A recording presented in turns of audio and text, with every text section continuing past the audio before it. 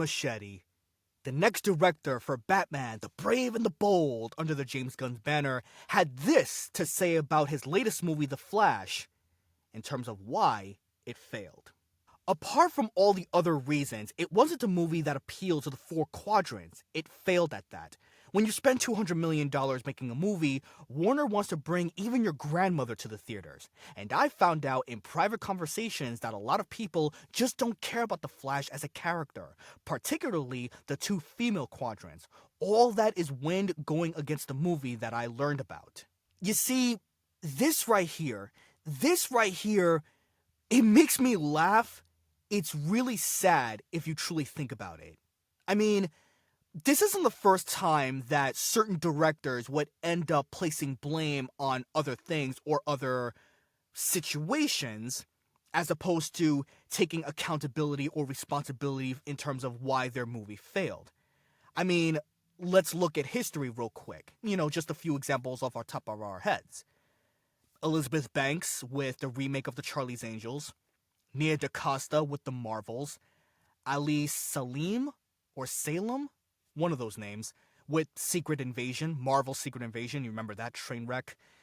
Again, it's not the first time we've heard about this, and it certainly will not be the last.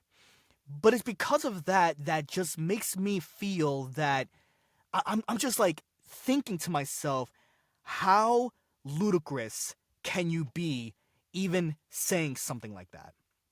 First of all, let's talk about the first thing that he said in terms of people don't care about the Flash as a character. That's not true, because the Flash on the CW network, the Arrowverse, went for 9 seasons.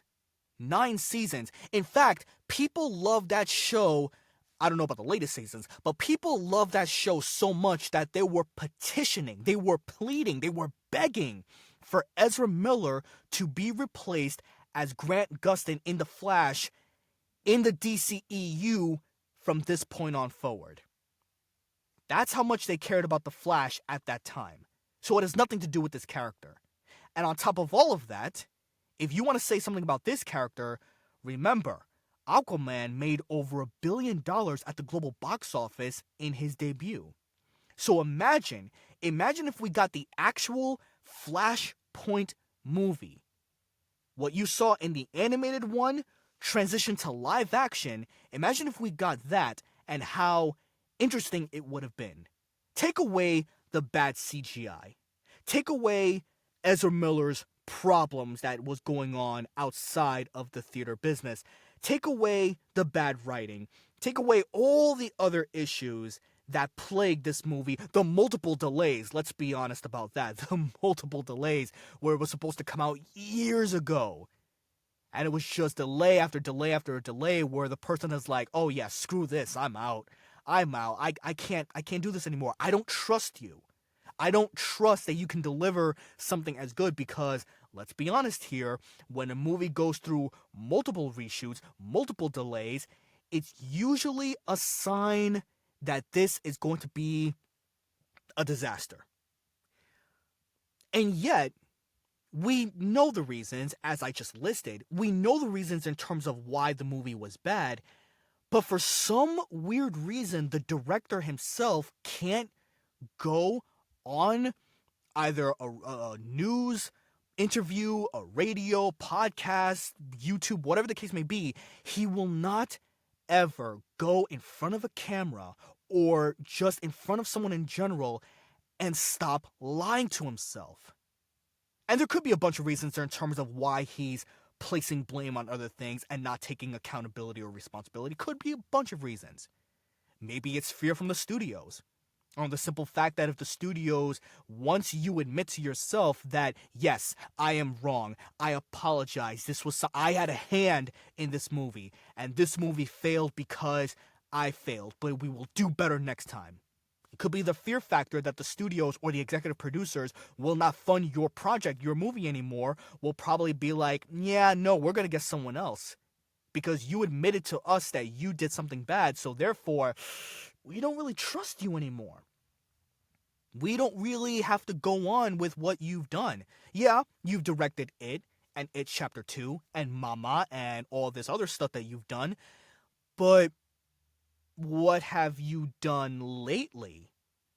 You cost the studio money, you directed this thing, and it failed miserably, so we don't want to work with you anymore. It could be that. It could be that maybe he's so egotistical and driven where he will never admit to himself or to us, the audience, that if he did something bad, then maybe it's a reflection upon him. That maybe he's not as good as he thinks or he's supposed to be. And we've seen good work from him before, which is sad that we have to keep reminding that, be like, hey, you've done something awesome, you've done something great, why can't you just carry that out? And I understand that not every project you do is going to be a gem. Not every project that you do is going to be your best foot forward. Sometimes studio interference, it happens. Sometimes bad writing goes into play. It happens. Sometimes there are other things that are out of your control that you have no choice but to deal with the cards that you are dealt with. It happens. But to blame other things in terms of why this movie has failed when we, the audience, the ones that have much more passion, we have much more knowledge in terms of why something is bad, that we have much more understanding in terms of storytelling, writing, filmmaking, creative in some type of way, we are telling you why this failed, and yet you still refuse to listen. You refuse to understand why we are telling you this, not because we're bashing you, maybe some other people or some other YouTubers or some other whatever the case may be, but we're not doing this to kick you down. We're doing this to help you. In some way, we want you to succeed. We want to go into theaters and have a great time and spread word of mouth and say, yes, this movie was awesome. This movie was fantastic. Therefore, I want to go see it again. And hey, my girlfriend, boy, significant other, whatever the case may be, or if you have a boyfriend, whatever, you should come see this movie with me because that's how much I loved the movie. We want you to succeed. And if you just admit to yourself, just think about this. Common sense, if you truly think about it. Just common sense. If you just admit to yourself that yes, the movie that you just directed failed at the global box office, that will give you a chance to succeed in your next thing. If you admit that you've done something wrong, you can then learn from it and then do better for the next time. You have to fail in order for you to succeed. You have to fall for you to get back up. It's pretty much common sense if you truly, truly think about it. And it's absurd that I and many other people that are way smarter than me, that are much more talented than me, much more heavy in the filmmaking industry than I am, is saying these things and you just don't get it. Or maybe you do. Maybe you do and you just don't care. And you want to continue placing blame on other things. And because of that, I then have no faith of what you're going to do with Batman the Brave and the Bold. Batman, though number two in a lot of people, but the number one cash cow that Warner Brothers have since the dawn of time. I have no faith that you're going to make that movie into a masterpiece. The same way The Dark Knight was, the same way the Batman, Robert Pattinson's Matt Reeves' The Batman, the same way that was.